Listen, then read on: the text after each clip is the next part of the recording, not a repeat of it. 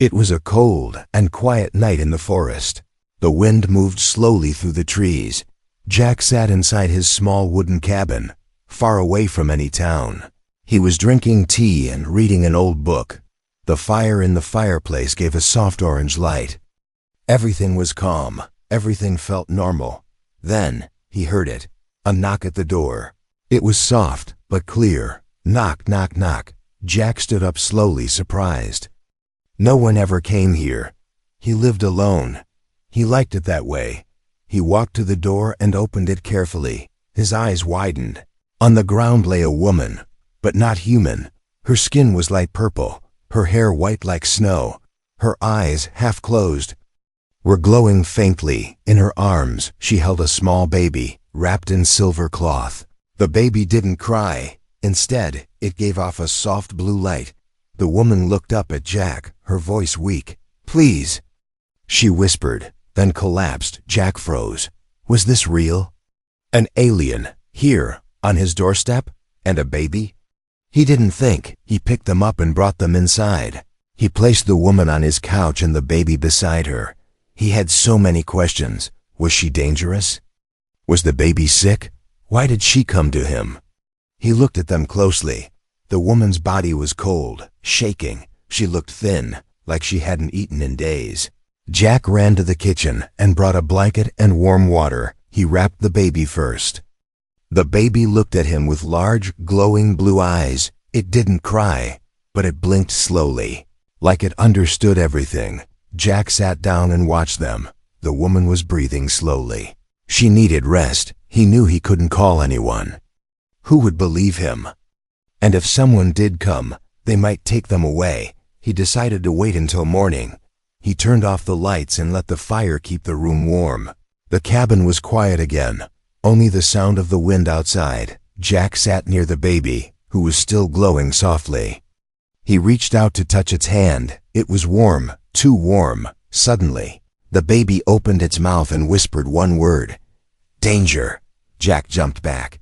He stared at the baby in shock. Did it just speak? Was he imagining things? No, he heard it clearly. He looked outside through the window. The forest looked peaceful, but something felt wrong. Suddenly, the woman woke up. Her eyes glowed brighter, and she sat up fast. "Where is he?" she said in a strange accent. Jack raised his hands. "It's okay, you're safe," he said. She looked at him, scared, confused. Then she looked at the baby. The glow in her eyes softened. "You helped us," she said. Jack nodded slowly. "Yes." The woman looked weak but calm now. "My name is Ray," she said. "This is my child." Jack didn't know what to say. "Why are you here?" he asked. She looked down, holding the baby close. "We are running," she said. "They are hunting us." Jack didn't understand everything, but he knew this. She was scared. She needed help. And someone was chasing them. He looked again. Out the window, still quiet, still dark. But now he felt something watching. He turned to Ray. "You can stay here, but I need to know the truth." She nodded slowly. "I will tell you," she said.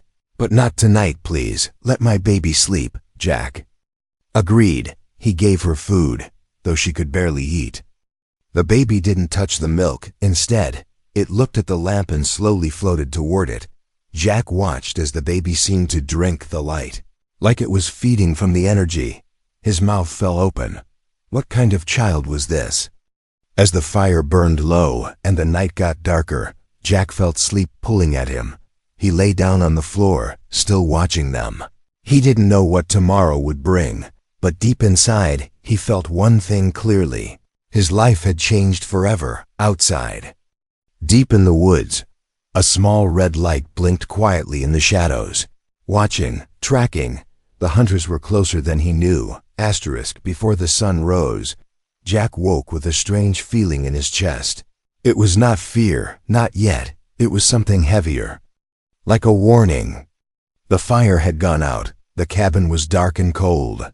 He sat up quickly and looked toward the couch. The baby was floating in the air. Soft blue light glowed from its tiny body. Its eyes were open, wide, glowing brighter than before, and it was Staring straight at the door, Jack stood slowly, heart racing. "What are you doing?" he whispered. The baby turned its head, then slowly floated back down into the mother's arms. She was awake now, her eyes tired but alert. "You heard it too, didn't you?" Ray asked. Jack nodded. "I don't know what I heard, but something is outside." Ray looked down at the child and whispered a word Jack didn't understand. The glow around the baby faded. She held him close and looked at Jack. "You need to know the truth," she said, "and we don't have much time." They sat at the kitchen table, a lantern between them.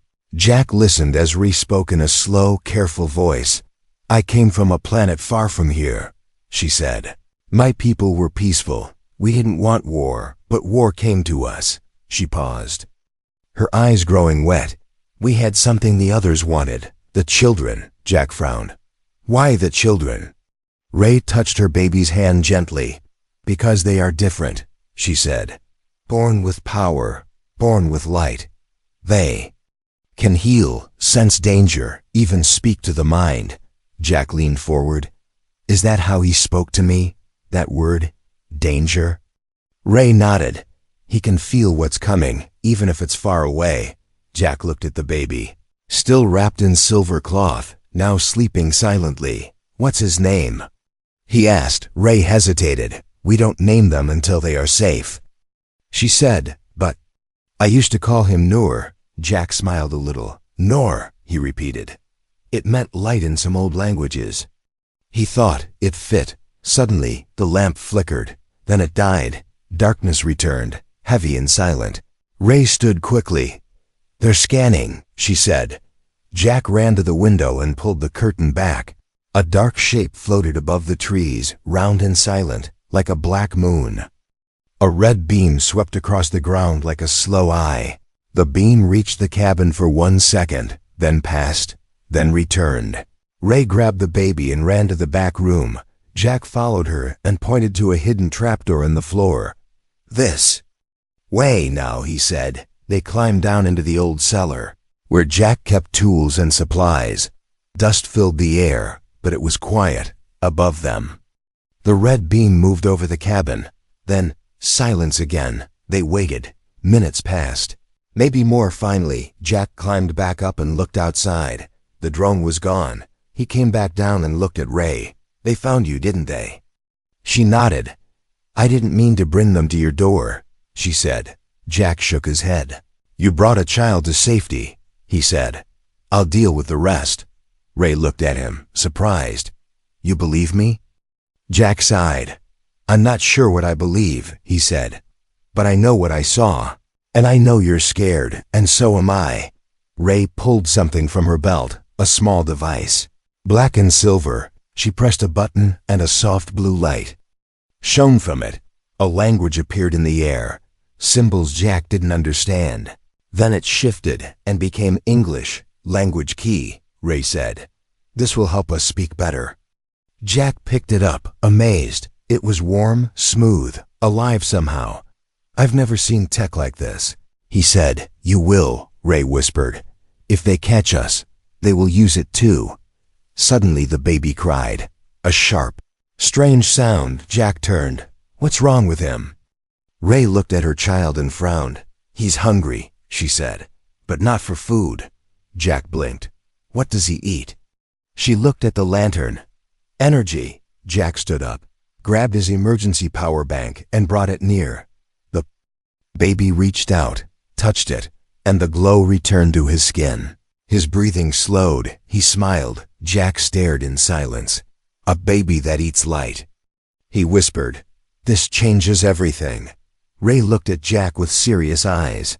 "You don't know how much," she said, "and there's something else." Jack waited. Ray stood, held her baby tight, and whispered, "You were not a random door. I was told to find you." Jack froze. "What do you mean?" Ray stepped closer. "Your name, Jack Carter, is in our records. Your father helped one of us before." Jack's breath caught in his throat. "My father disappeared 20 years ago," he said slowly. Ray nodded. "He didn't disappear," she said. "He crossed the stars." Jack stepped back, heart pounding. Everything he knew was starting to fall apart. Or maybe it was finally beginning to make sense. Rain fell in thin silver lines from the dark morning sky.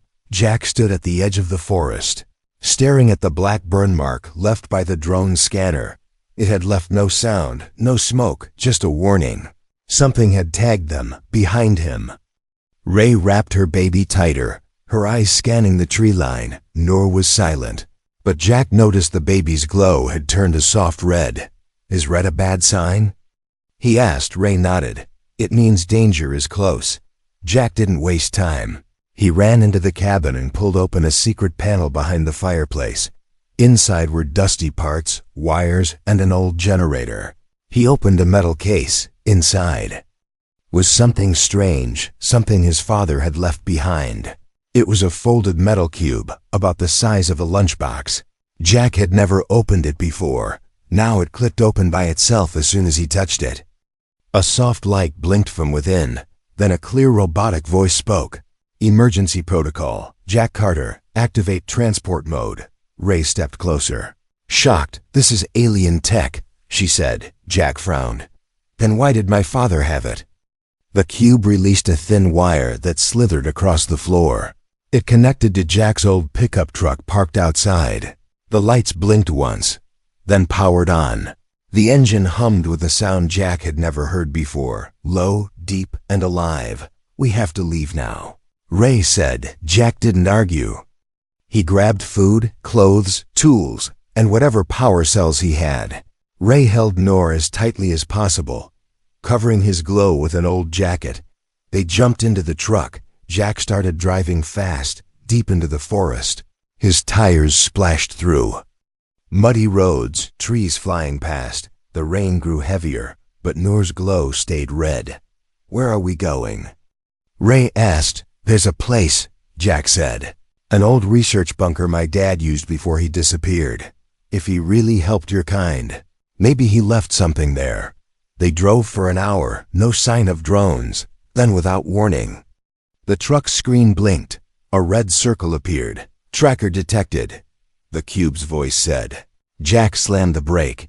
We're being followed, behind them. A black vehicle appeared from the trees. Quiet, smooth, no headlights. It hovered just above the ground. Not human, Ray said, her voice shaking. Jack turned hard onto a side path, trying to lose them. Branches scratched the windows. Leaves flew everywhere. Noor cried out, not in fear, but warning. Ray pointed forward. Go left. Jack turned sharply, suddenly. A second black ship dropped from the sky in front of them. Too late to stop. The truck's wheels hit a hidden ramp and flew off the road. They crashed into a deep ditch, the engine still running, but smoke rising. Jack's head hit the wheel. Hard, he blinked fast, trying to stay awake. Ray held Noor tight. Both shaken but alive, outside, footsteps approached. But not human steps. Heavy, slow, metal. Jack reached under his seat and pulled out a strange weapon. Part rifle, part scanner, another thing his father had left behind. He looked at Ray. Stay inside, she nodded. Protect Noor. Jack stepped out into the rain, holding the weapon. In front of him stood two tall figures, covered in armor, faces hidden by black glass. They raised their arms, lights blinking.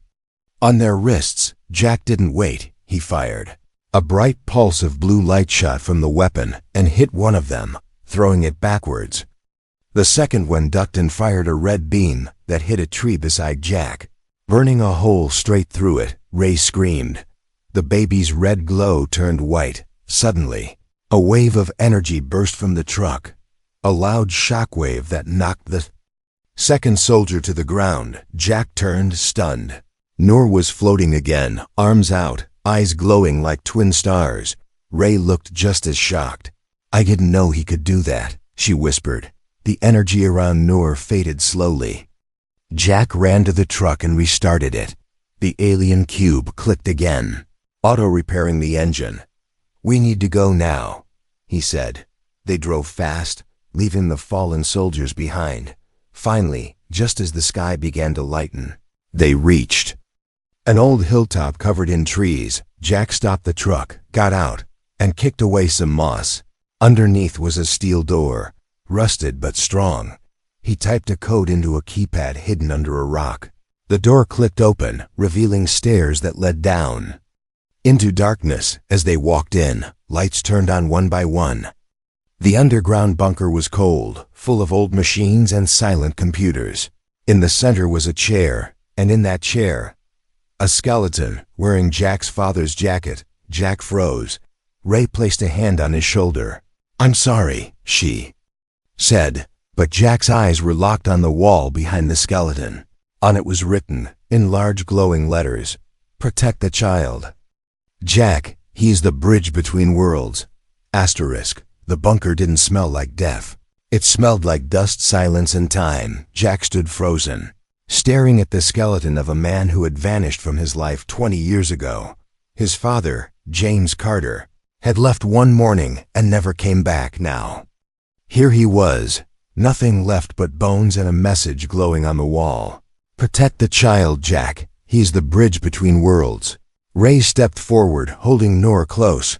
The baby's glow shifted from white to soft green, peaceful, calm. "I think he knows this place," she said. Jack turned slowly, his voice dry. "My father died here." "No," Ray replied. "He waited here." They walked deeper into the underground chamber. It was built like a small base. Old computers lined the walls. Strange machines hummed quietly as if they'd been sleeping for years. Waiting, in one corner was a table covered in notebooks, wires, and glass tubes filled with glowing liquid.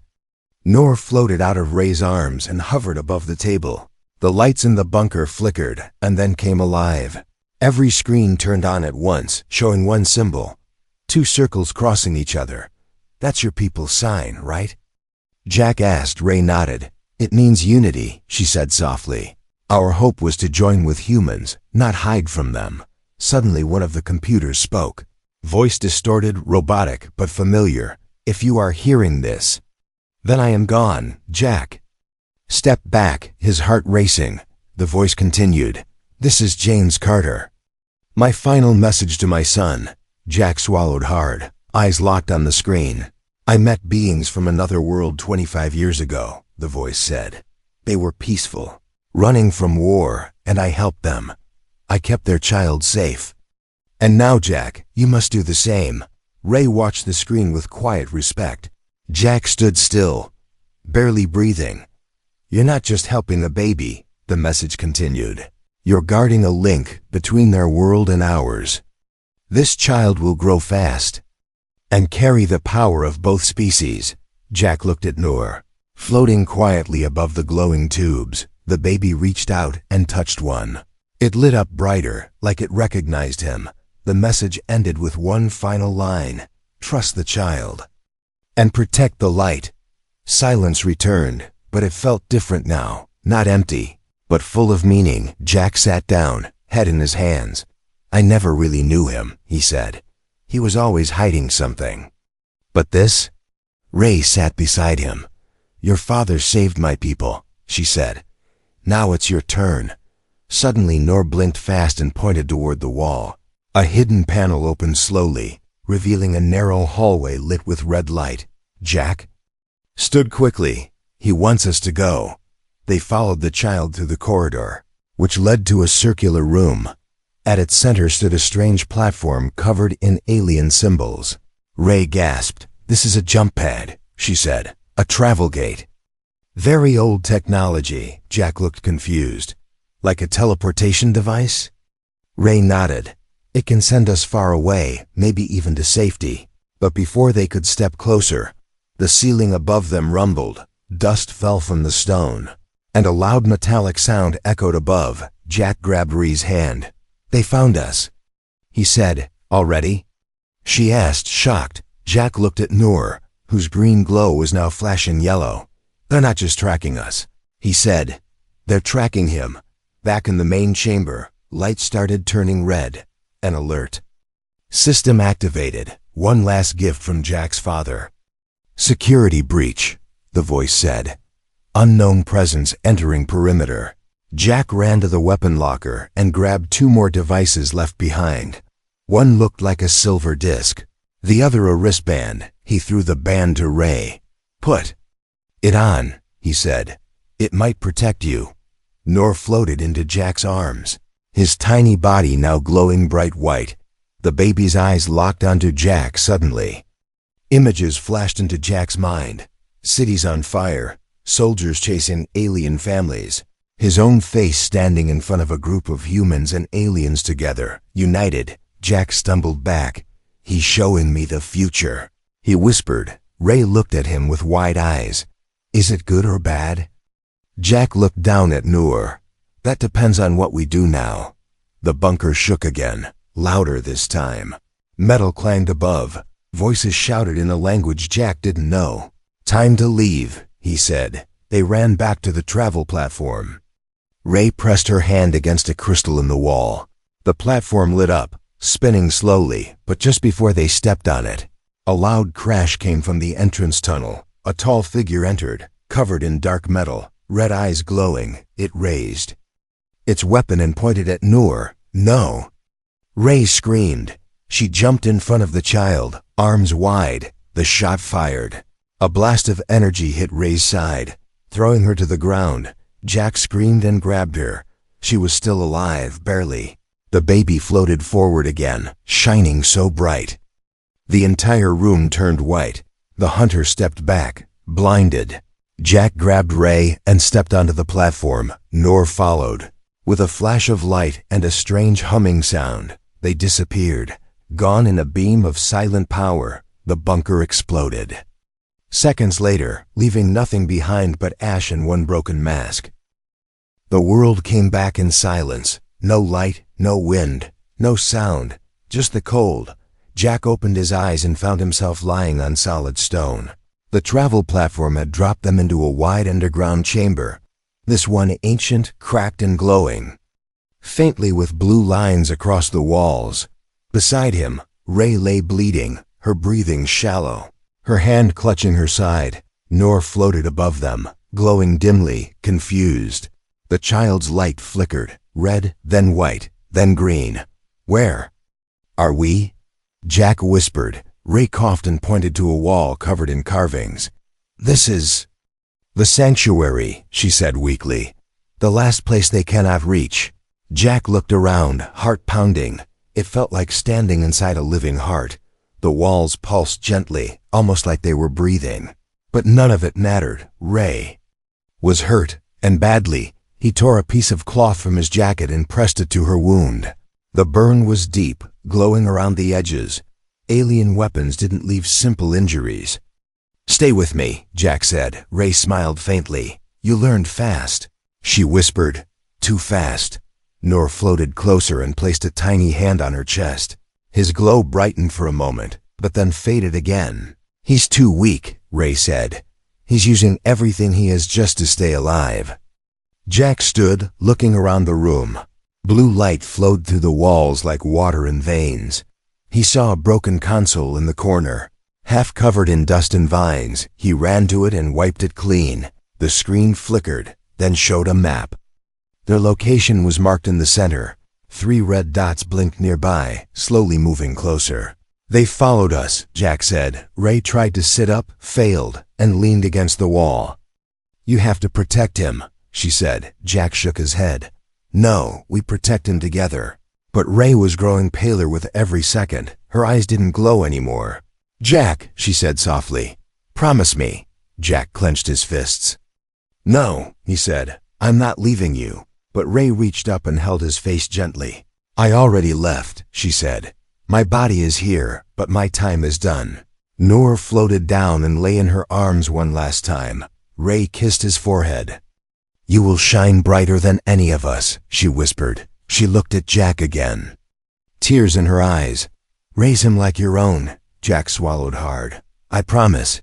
A sudden alarm blared through the sanctuary, deep and thunderous. The enemy was near. The sanctuary's power was reacting to their presence. Ray reached into her suit and pulled out a silver crystal. She handed it to Jack. "This is his beacon," she said. "If he ever forgets who he is, this will remind him." Jack took it and slipped it into his coat. Ray closed her eyes, and with one last breath, Her body turned to light. Glowing particles floated into the air, rising toward the ceiling like stars. Noor reached up, watching his mother disappear, and then he began to cry. But no sound came. Only light, waves of light flowing from his body. The ground shook, the walls cracked. Jack grabbed Noor and ran toward a stone door just as it opened by itself. The sanctuary was collapsing from inside. He sprinted through the glowing halls. Noor in his arms. Behind him, dark figures entered. Hunters. Tall and cold, they didn't speak, didn't shout. They simply followed, weapons raised. Jack reached a chamber with a circular gate at its center. An ancient portal flickering with unstable energy. He didn't know where it led, only that it was open. He looked down at Noor. The baby's glow turned white again, pure and still. "I hope this takes us somewhere safe," Jack said. He stepped onto the platform, just as a hunter fired. The blast hit Jack's shoulder. He screamed but didn't stop. The portal swallowed them in a flash, and they were gone. Darkness returned to the sanctuary.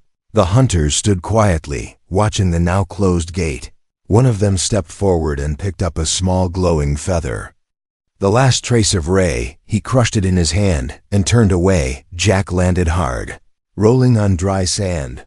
The sun above him was strange, red and low in the sky. He sat up, cradling Noor. His shoulder burned.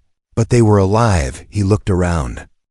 Endless desert, ruins in the distance.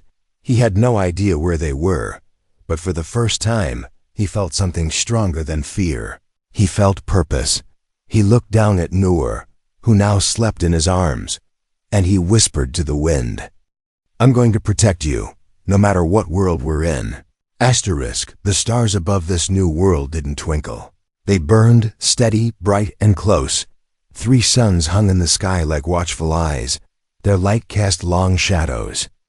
On the ancient ruins, Jack now stood in. He held Noor in his arms, both covered in dust. Behind them, the portal had closed. There was no way back. Jack staggered through the broken stone pillars. Searching for shelter, the air was dry and heavy. The land around him was cracked, as if the planet had been broken and stitched back together. After walking for what felt like hours, he found it. A circular platform sunken into the earth. Symbols glowed faintly on the stones when Jack stepped onto it. The light spread like ripples in water. Noor opened his eyes. His glow turned blue, calm, safe. Jack placed him down gently on the stone. And to his shock, Noor began to float higher. He hovered above the center of the platform, arms spread. Wide, the air changed. A soft hum echoed from the ground. And then, light exploded from the symbols, forming a dome above them. A voice filled the air. Ancient but gentle. "Welcome, child of both worlds." Jack looked around in awe. A hologram appeared in front of him, an old alien figure, cloaked in light. It spoke in both human and alien tongue. Overlapping. "You have brought him." The figure said, "The one who carries the code." Jack frowned. "What code?" The figure turned to Noor. "In him lies memory and future, blood of earth and blood of stars." Jack stepped closer. "You knew he was coming?" "Yes," the figure replied. "He was born to unite what war tried to separate." Noor floated back down, landing softly in Jack's arms. The dome faded, but something had changed.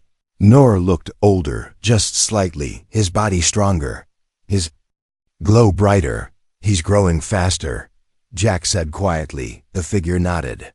"Because time knows he is needed." Suddenly, the dome's edge flickered. A projection appeared. Earth, seen from space. But it was not the Earth Jack remembered.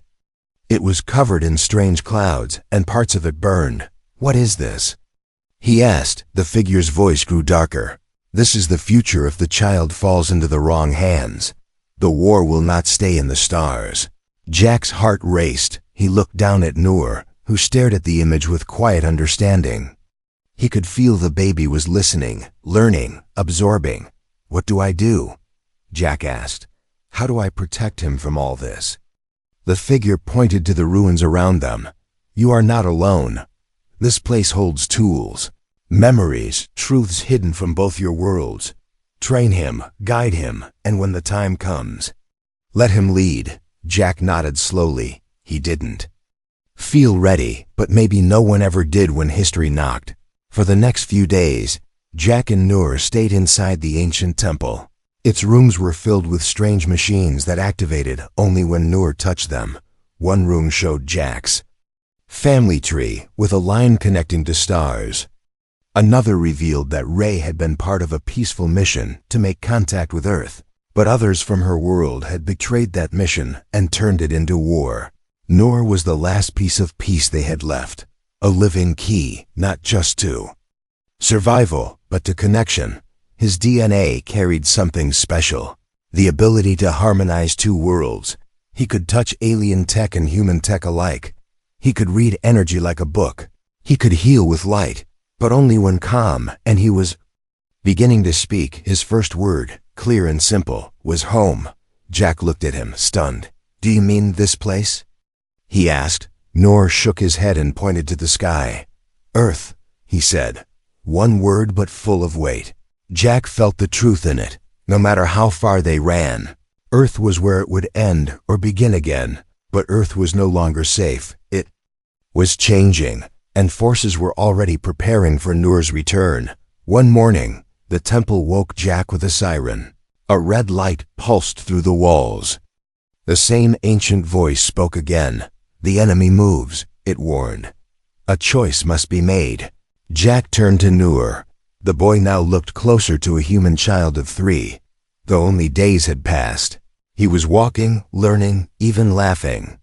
But now he stood still, his light flashing yellow. He could feel it, the danger coming, the clock ticking. Jack packed supplies, gathered data from the temple, and stored weapons in a small case. He knew what had to be done. "We're going back," he said, "to where it all started." Nur didn't argue. He simply held Jack's hand, and as the sky above turned dark, and the stars blinked like signals, the boy whispered 2 more words, "I'm ready." They returned to Earth in silence. No grand ship, no army, just a man and a child who no longer looked like a baby. Nur was taller now, maybe 10 years in appearance. Though only weeks had passed, his glow was steadier, his eyes sharper, but there was still kindness in them. The stars above Earth were dimmed by clouds of smoke. The world had changed while they were gone. Cities had fallen under control, not by war, but by fear. The hunters were already here, not in ships or shadows, but through deals, technology, and quiet control. Governments were silent. Power grids shifted, satellites blocked. The world hadn't noticed the invasion, because it never made a sound. Jack and Nur landed in what was once a forest near Jack's old cabin. Now it was cleared land, filled with black towers and surveillance lights, but the travel gate had brought them safely into a hidden valley nearby. From there, they watched, they waited, and they planned. Jack had changed too. He no longer saw himself as just a protector. He had trained with Nur in the ancient ruins, learned to use the alien tech. The suit he wore now was made from both human materials and alien crystal, a blend of worlds. Just like the boy beside him, they began finding others. Humans who had lost someone, who had questions, and a few hidden aliens who had escaped the first wave. Together, they built something small, not an army, but a resistance. Hope in the shadows. One night, Nur stood on a hill overlooking a massive black tower. Inside was the core, a machine the hunters had built. It could scan, track, and control everything on Earth. It had to be destroyed. Jack stepped beside him. "You don't have to do this," he said. "I do," Nur replied. "This is my home too." They moved under cover of clouds. A small team of humans and exiled aliens helped them reach the tower base. Every second counted. The deeper they went, the more the walls seemed to hum, as if the structure itself knew Nur had arrived at the core chamber. They found it, a pulsating black sphere wrapped in living metal. It pulsed like a dark heart. Guards were already waiting. The hunters had known they were coming. A battle broke out. Laser fire, shouts, smoke, chaos. Jack moved like a ghost, using the hybrid gear his father once designed. Ray's wristband protected him from energy blasts, but he couldn't see Nur, only light. The boy had stepped into the center of the chaos, alone. The guards raised their weapons, but Nur didn't attack. He raised his hand and said one word. Enough. The core flickered. The metal around it bent inward. All systems glitched. Nur's presence was disrupting it. He walked forward, calmly, like he was meant to be there. Jack saw it all from the side. Nur's body glowing with every step. And then he understood. Nur wasn't here to destroy the core. He was going to become part of it, rewrite it. Nur, wait! Jack shouted. But Nur turned and smiled. You showed me how to be human, he said. Now I'll show them. He placed his hand on the core. There was a flash, not of destruction, but of memory. For 1 second, every screen, every system across the planet lit up. Not with commands, but with Nur's voice. He spoke in every language. He told the truth about the invasion, the lies, the war, and about peace, real peace. Across the world, people stopped, listened, remembered who they were. Some hunter systems shut down. Others were turned against themselves. The core pulsed one final time, then melted into light. Nur floated above it, not hurt, not gone, changed. He looked older now, eyes glowing bright white. He had grown into what he was always meant to be, not a weapon, but a bridge between Earth and the stars. After the mission, Jack and Nur returned to what was left of the old forest. Plants had started to grow again. People were rebuilding. Aliens walked side by side with humans in some cities, slowly, carefully. But together, a monument stood at the edge of the forest. It read, "He took them in and changed everything." Jack stood in front of it, now older, wiser. Nur walked beside him, still glowing faintly. He had chosen to remain on Earth, not as a god or a soldier, but as a guardian. Do you miss her? Nur asked. Jack nodded. Every day. I remember her, Nur said. She shines inside me. Jack smiled. You do too. And as the stars returned to the sky, as cities healed and old wounds closed, the world slowly became something new. Not Earth alone, not alien, but something shared. The age of fear had ended. The age of unity had begun. And at the heart of it stood a child once left at a stranger's door, now protector of two worlds.